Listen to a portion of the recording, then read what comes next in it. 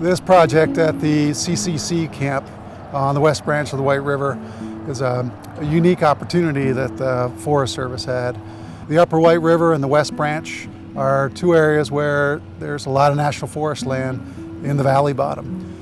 And this area here at the CCC camp is where we sort of started our work back in the early 90s to learn about valley bottom stream restoration, putting large wood into channels, creating pools, monitoring fish populations. When Tropical Storm Irene hit, some material was removed from the West Branch, gravel, to rebuild the highway. And it left the river wide and shallow in a condition that is not conducive to good fish habitat or stable river geometry. And that's when we began to talk about what we could do and the opportunity we had here to work with our partners to try and do a couple of things. Restore the habitat, so it was once again a decent fishing section.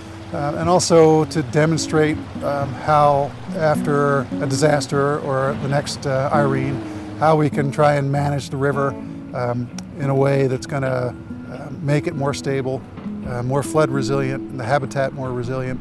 So we got the partners together, and we had our Forest Service regional geologists to assist us with the design and the assessment. We had our surveyors come in and do a topographic survey of the whole reach, then to take that topographic survey and try and create a new plan form and profile and dimensions of the river. And after several iterations of that, we had something that would fit in the valley here without moving outside of the area that had already been disturbed. We were very fortunate that the water level has been quite low because it's been so dry this year. But the first step was getting the largest area that we can to be in the dry, because constructing in the dry without the river flowing is the easiest construction. So we diverted into a side channel, flood chute, created a large cofferdam with material that we were going to remove anyways. So we diverted the stream and left approximately 3/4 of a mile or so of dry riverbed that we were able to construct within.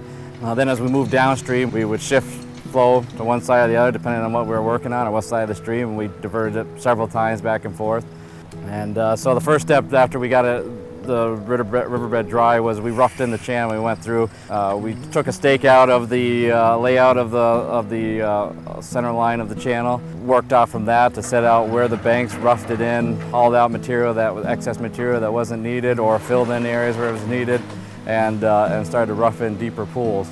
And from there, we started going to individual sections and constructing the individual structures, whether it be a log jam or a rock vein or digging out a deeper pool.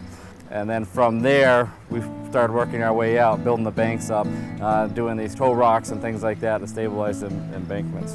The vane arms were built as part of this structure for stability and for some bank protection, but also during high flows to channel that water into the pool to help maintain that pool shape and size.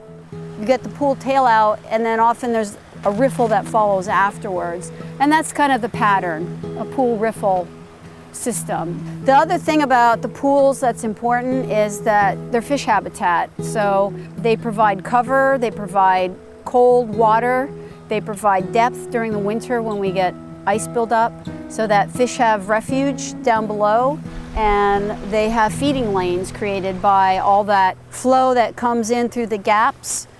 So one of the things that's kind of unique about the design that we're doing here is we're incorporating a lot of large wood. And in the East, we've been removing wood from systems for 300 years as a thing of that it's bad. But actually, wood is really good. Wood helps buffer floods. It creates complex habitat, helps form pools. It retains leaf litter and small twigs and things for benthic organisms that help supply the food chain going on.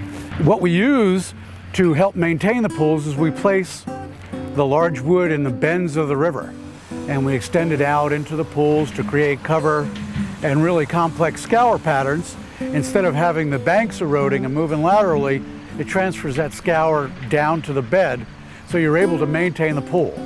So these jams are constructed with crisscrossing logs and overlapping logs, and Some are sticking out into the channel, some are way up high, and they're meant to be that way, designed that way, mimicking Mother Nature.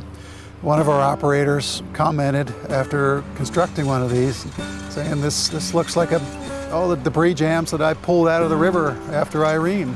And they were really tough to pull apart, he said. And that was music to our ears. We want these to look like a natural jam. We want them to be messy and collect a lot of material and continue to sort of bind together and get tighter over time with more material. And so what we do is we go in and start planting willows down in the base and the voids, and then we plant trees all across the top.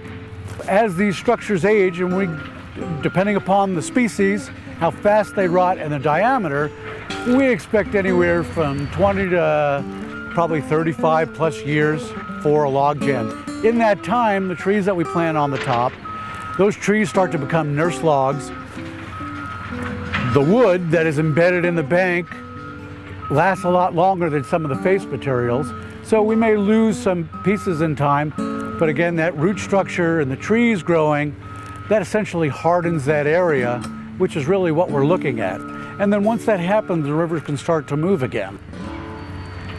So this phase of the West Branch project is approximately a mile long. It's probably close to 5,000 feet. And about probably a third of that is National Forest land, and the other 2/3 are private landowners upstream and downstream. And there are 5 or 6 private landowners that signed on to the project, literally signed agreements with the White River Partnership to participate and allow access and allow the restoration work to happen. The Forest Service initially made contact with some of the landowners. They had landowner meetings, and we were involved in that.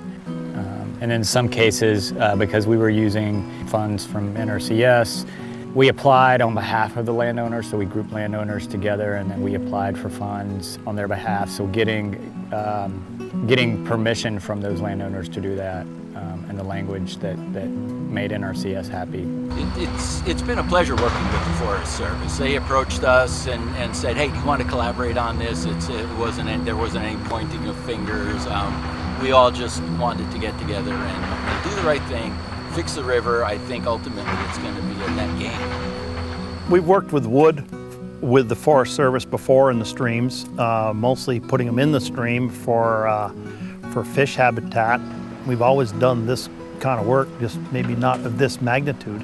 And this is a good job for us close to home. And we harvested the trees a year ago for the Forest Service in Granville, which was a feat by itself because they were so tall, and went about it and got it done and got them here. The biggest reward I see out of this, I think, is all the people, including the neighbors and private property owners, all working together for this end result. The other thing that we really want folks to think about is when you have your next flood recovery opportunity, to think about the recovery both of your transportation, your infrastructure, and your aquatic habitat. Think about it in an integrated way. Bring the experts together so that the transportation corridor and the river corridor are managed and dealt with in a way that is going to benefit both of them and not sacrifice one or the other. There's been many partners involved in this project along the way. It was really a group effort, both in terms of bringing resources to it and just offering general support for demonstrating and trying a project to this scale.